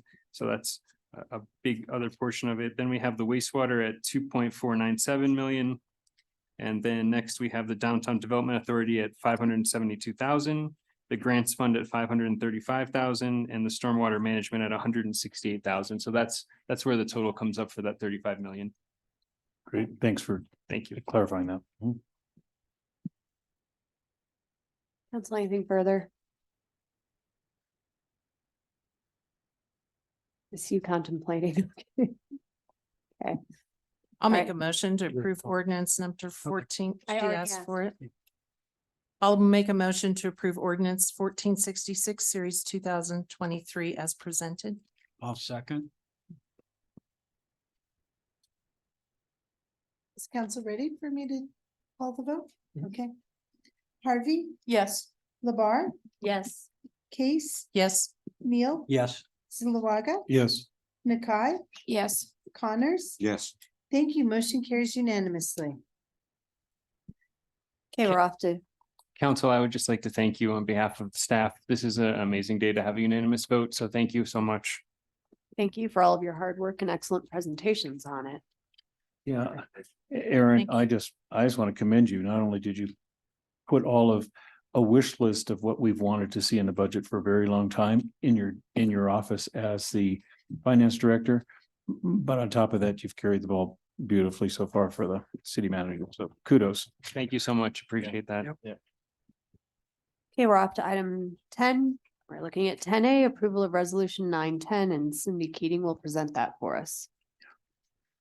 Good evening, Mayor and council members. If you recall, back in October 19th, I first presented the Adventure Open Space property to you, and it was provided consensus from council to continue moving forward with this project.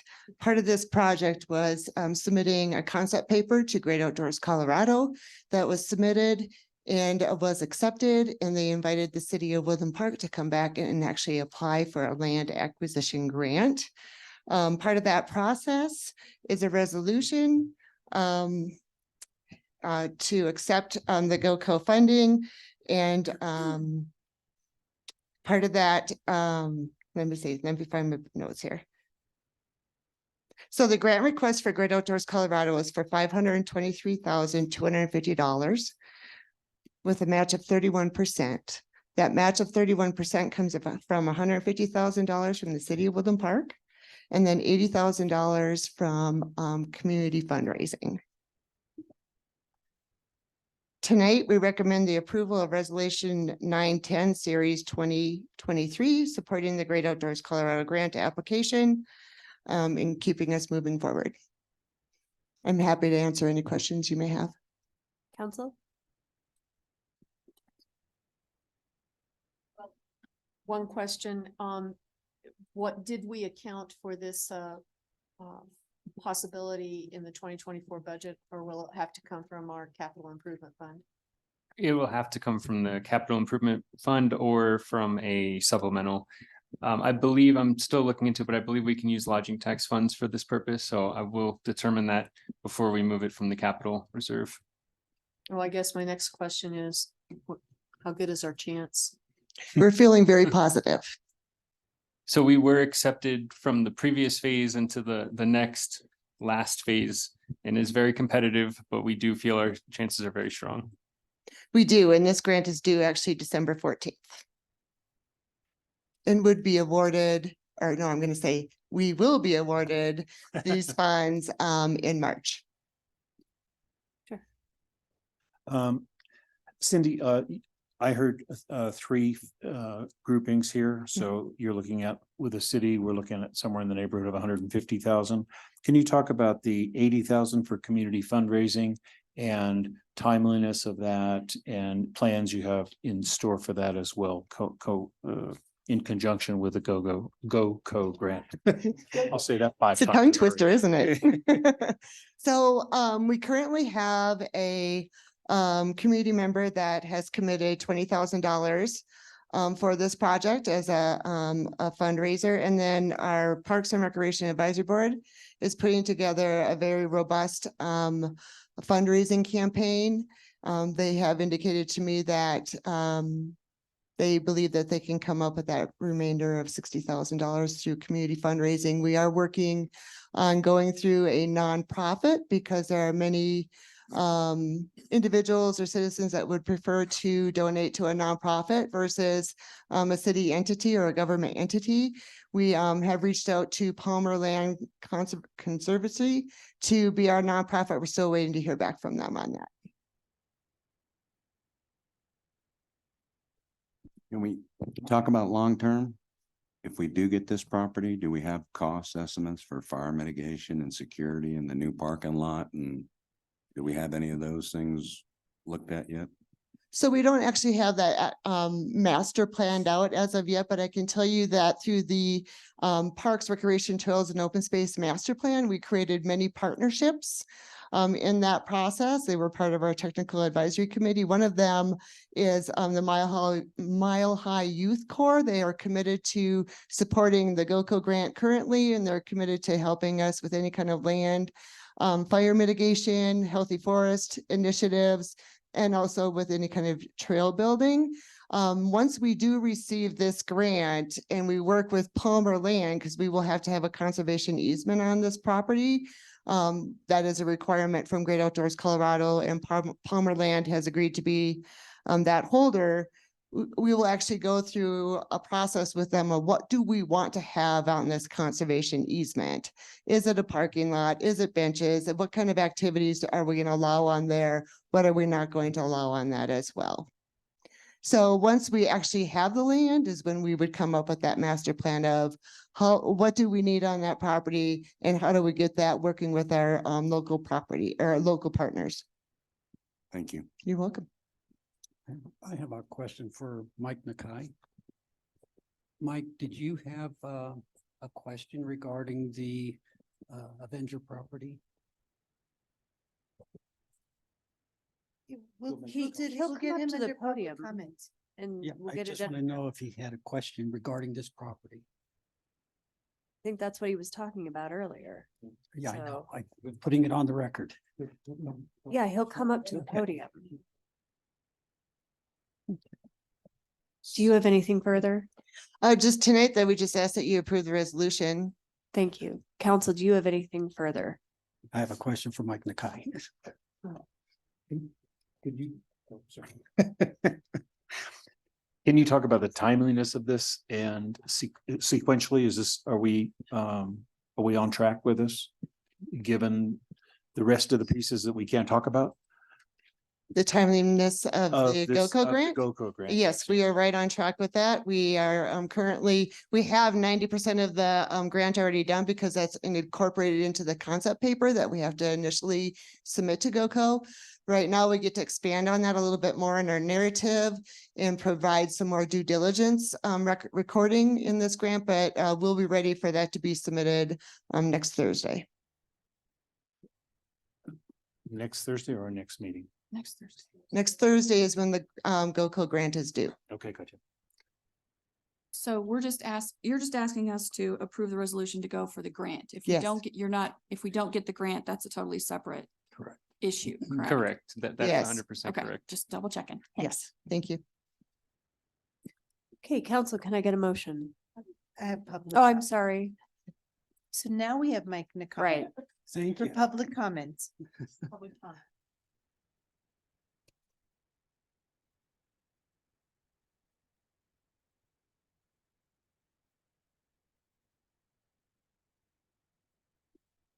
Good evening again, council. Yeah, so this is somewhat of a head scratcher. We're going after the grant, but I'm not sure whether the grant could be, or let me rephrase this.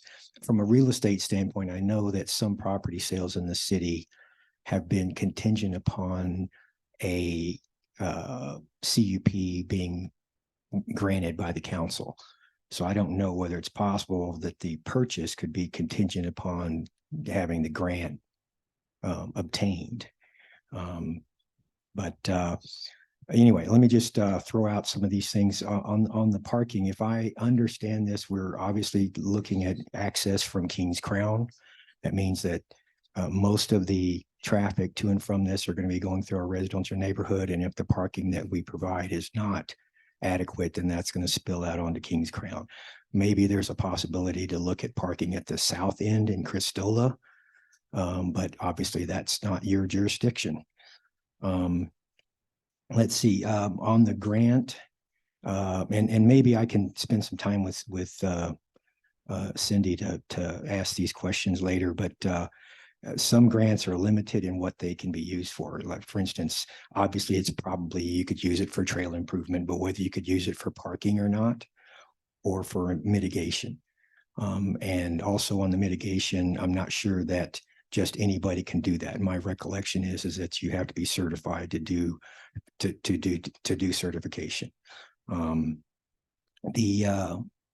also a little bit confused about some of this jurisdiction here. That property, if I'm not mistaken, most of it is in El Paso County. And so we would be purchasing land that would be part of the city of Woodland Park, but it would still be part of El Paso County. I don't believe that the county lines would be redrawn. So there's probably some regulations, requirements that would have, that they're part of El Paso County that we would have to adhere to. Hopefully those aren't, wouldn't be a problem with this property. The mitigation is important to me. I don't know whether that's a requirement for all city property to be mitigated. And if so, does it have to be mitigated before you open this property? And again, what's that cost? And again, does the grant cover the mitigation? So I was kind of leaning towards this, in that, you know, I'm just trying to put this on the record that we go into this with our eyes wide open, not like what happened before with Rusty, with, you know what I'm talking about. Okay. Yep. So that we go into this with eyes wide open financially and in a responsible manner. Like I said, I'm all for this. I'd be happy to donate to this project personally. But you know, I just like, and unfortunately, like I said, throwing these topics out to you at the night you're going to vote is probably, in my opinion, a little bit too late. Okay. So what's your question for me, Rusty? I just was going to ask, what did you want to say? Okay. So that you could. Yeah, no, I just want to get that on record, and and that's all. And if Cindy would have some time for me, then she can probably answer even more of my questions. And Mike, just so you know, we had an executive session where we discussed the contract, and because it's executive session, I can't go into what was discussed. You've asked some very good questions. Many of those that you just asked. Sure, you've thought of. discussed. Yeah. And when it becomes public comment And since this is QJ, I think you'll hear some answers to your And, questions. and that's, yeah, but, you know, this and other ordinances. Still, though, have been allowing public comment until the night you vote.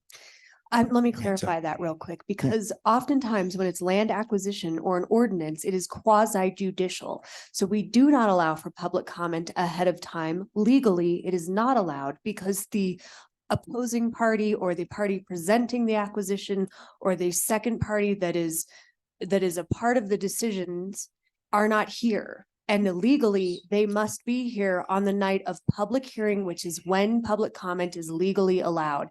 It is not because we don't feel like it or we don't want to hear it or we don't like it. It is a legal decision that has been given to us by the law. And that is how we are to handle public comment on quasi judicial issues. So I just want to clarify that. Other issues can be heard and it is at the mayor's discretion for some of the numbers. And if no one is signed up, we carry on. As example for this item tonight, it is new business. We don't typically take public comment because I don't have to, but if someone is signed up for it, I will hear it. So I just want that clarified. We don't not take public comment, but we have to wait when it is a quasi judicial issue for all parties to be present so that they are able to respond. You have, in previous councils have presented QJ cases by the applicant on initial posting. Okay. Never. Never. Not in my lifetime. Not since I've sat here. And as the clerk, I would have to disagree too. They've always been, what the council did. But you have had discussions, you have had open discussions on initial posting, even on the cell phone tower, if I'm not mistaken, right? With bit of a controversial topic that was brought up, even though the applicants were here. Okay, so I know what's happened. And I know that, like, for instance, you know, there's, you know, sometimes in special sessions, there might be public comment and sometimes they're not. So it's just kind of hard. That's why I signed up for items not on the agenda, because I wasn't sure, you know, what you were going to allow. Sure. Comment on. And items on agenda is always allowed. Not Just on know agenda. that on quasi judicial, the public hearing has to include all parties.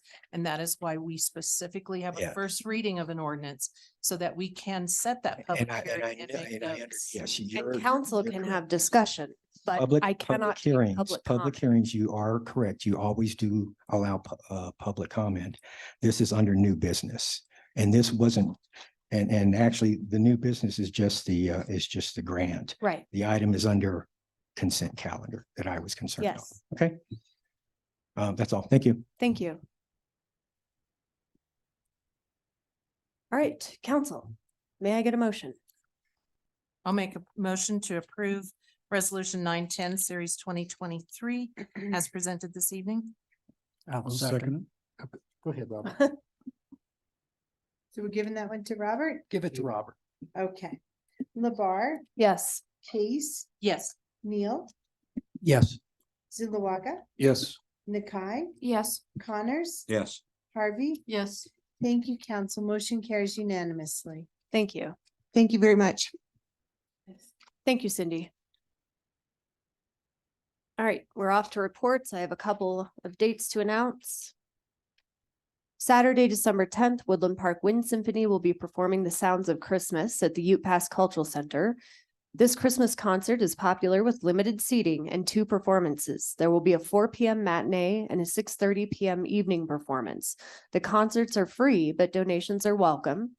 Saturday, December 16th will be Light Bulb Theater Company. They'll be holding auditions for the upcoming show Pride and Prejudice at 1 p.m. in the Parks and Recreation Room. I think I know some council members that should go audition. On Sunday, December 31st, the Ute Pass Cultural Center is hosting the annual New Year's Eve party. You can indulge in an evening filled with excitement, laughter, and joy. Tickets are $55. It includes food, dessert, champagne, a champagne toast, and more. The party will start at 7 p.m. in the main room. And again, that's the Cultural Center for New Year's Eve. And that's all I have. Councilmember Case. Mayor, before you go to Councilmember Case, Yeah. the auditions for Pride and Prejudice, what Yeah. time is that? 1 PM. You're welcome. And it's at the Parks and Rec room. Thank you, Mayor. Council, I received an email yesterday from Andrew Gunning, who is the Executive Director of Pikes Peak Area Council of Governments. And the nominating committee of, which is a subset of the board, someone on that committee nominated me to serve as secretary for this next year. And he asked that in order for me, they would like me to do that. I would be honored to do that. And in order for me to do that, I need to be made the primary member representing the council and Woodland Park on the Pikes Peak Area Council of Governments Board of Directors. And I've talked it over with the mayor. I forgot. She would be the alternate member going forward. And so what I'm asking is for the council to approve that change. Please. Yeah, I can rarely attend the meetings and Kelly has been to all of them. So if they wanted to nominate her secretary for the board and she has to be the primary, our rules allow for it. And I don't mind just switching from being primary to alternate. So you're just doing flop. Yeah, we just flop the role, the title. Does it need a vote? Can we I think it just- just needs consensus. I'm okay. Thank you. Okay. Thank you, council. I appreciate that. So then Suzanne will make note of that for us. And you guys heard about the Parks and Rec Advisory Board meeting that I stepped out of the room for. So I don't have anything else to share tonight. Thank you. I'd like to just wish everyone a very Merry Christmas and a Happy New Year. And hope you get to spend great time with your families and have smiles on your faces. Enjoy. Councilmember Neal. The DDA meeting for the month of December was canceled.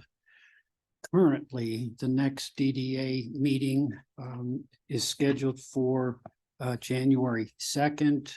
And I'm assuming that is what the chairman goes with, and he doesn't change it based on the holiday schedule. But as of right now, the first Tuesday of the month is January 2nd. So 7:30 in the morning here is when our next scheduled DDA meeting is.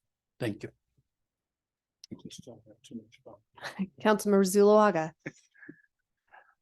Oh, keep Woodland Park beautiful. Well, you heard the presentation this evening. The next thing that will come before council is the changes to the documents of the board. And mostly it has to do with voting. So you'll see that. Are we meeting again this month or? So I have that when it's my turn to speak. Oh, I okay. have that, I have a suggestion. Okay. Well, I only had one, just wanted to give a few bars for as we're stepping into the Christmas season, and that is what child is this who lay to rest on Mary's lap is sleeping? To be continued. So enjoy your Christmas. Merry Christmas. Councilmember Neal forgot I- something. Aaron, are you going to talk a little bit about the COG survey? Since I didn't talk about it as the DDA representative. I wasn't planning to tonight. We are still continuing to put together the engagement package, and options will be put out to the community very shortly. Are you going to discuss the new information that the chairman shared with you? I wasn't at this time. Is that okay? Did we wait till? That's fine. I Okay. just didn't know if you were. No, I wasn't planning to. Okay. I don't have Councilmember anything other than to wish everybody a Merry Christmas and a Happy New Year. Councilmember Connors. Thank you, Mayor. Please, everybody, just take a few minutes, if you haven't already done it, and think about the men and women who lost their lives in Pearl Harbor. Also, our Dude Ranches in the Shadow of Pikes Peak, the presentation and the theatrical performance is now on DVD. So it can be picked up at the Ute Pass Historical Museum. It's $25 for a DVD copy. If you don't want to go that far, I can't pronounce this new English word. It's a Vimeo. It's a Vimeo. I guess it's a video service. You can buy the digital copy for $14 or rent it again for $7. That's all I have. Merry Very good. Christmas. Merry Christmas. Don't shoot your eye out, Frank. Councilmember Harvey. As we wish everyone a happy holiday season, also remind everyone tonight is the first night of Hanukkah. Thank you. Yes, it is. And I just wanted to also thank the Lighter Side of Christmas Parade, all of the people involved in that and our city staff and all the volunteers it took to put the wonderful parade together that we had this weekend. It was a ton of fun. It was really cold, so everyone that came out was super brave to be there. And it was windy, but it was beautiful and I really appreciated it. And I know the community absolutely enjoyed themselves. And thank you all very much for that. So. And a special kudo to you, Kristen. Well done. You really put Yes. together. That was awesome. Yes, thank you. City manager. All right, we are accepting applications for Citizens Academy right now. Those are going to run through January 5th. And the sessions are going to start this year on January 29th. So far, we have 9 applications submitted and 25 spots available. So don't delay, go ahead and put in your application now, okay? And now we're gonna have an election update from Suzanne. Thanks, Erin. I have a couple of different updates. First, I'd like to talk about the election. I'm not telling anyone which way to vote, be clear on that. But what I am telling people is you need to get out and vote. Our returns are slightly low right now. They're 20% is what our returns are at. The judges did not work today because there weren't enough ballots that came in for them to have work to do today. So I'd like to encourage everybody over the weekend to take the opportunity to vote if they're willing and able. We will be back in here working tomorrow with the judges again, Monday, and then of course all day on election day. The second thing is following election day, which is Tuesday, December 12th, on Wednesday evening, December 13th, for anybody that's interested in running for city council or for mayor, we're having a candidate open house, and that is hosted by myself, Erin, the mayor, and our city attorney. The mayor is going to be our guest speaker. She'll be talking about what it's like to be on city council, and then we'll be going through all the other details of requirements to run, what you need to do, relationships with the staff and that kind of thing. It's from 5 to 7 p.m. Everybody's welcome. You don't necessarily have to even be running for council. Lots of times we have people that come and just want to hear what it's about. So that is coming up. The third thing I have is, it sounds like we've decided already, but I need to officially, for the record, ask council if they are willing to cancel the December 21st council meeting, which would be our next council meeting. And so I just need a consensus from council to cancel that. It sounded like when you were wishing everybody a Merry Christmas already that we've done it, but I need you to officially tell the public that we're canceling. Think you have consensus. Thank you. It's good by me. And Yes, then the fourth thing is, this is kind of a real cute little thing. When council dedicated the funds to the different little organizations through the signature grants, we all had a great little chuckle about Miss Harvey and being a twirler back in the day. Well, majorette. So we just got a thank you card for council, and it is from the twirlers, and they tell us all about their competition that they entered and wanted to thank you all for how much the money meant that was given to them. I think we allocated them $250. They had 37 kids compete. But the most exciting thing is, on February 4th, they're going to come to council to perform for you. Oh, yay. So That'll be a good day. yeah. So the Parks and Rec Advisory Board, who happens to be with us this evening, the majority of them, actually were the ones that made those determinations and did a great job weighing everything and doing that. So that thank you goes to you as well. Yes. And on February 4th, you should probably come back and visit us so that you can see the twirlers as well. Yeah, and if you're interested in Thank you. reading all about how they placed in the competition and everything, it's all here in this letter. Very And nice. I would like to echo, like everybody else did, I'd like to wish everybody a Merry Christmas, a Happy Hanukkah, and a very blessed New Year. So thank you. Thank you. Thank you, everyone. Merry Christmas, Happy Hanukkah. And we will see you in January. This meeting is adjourned.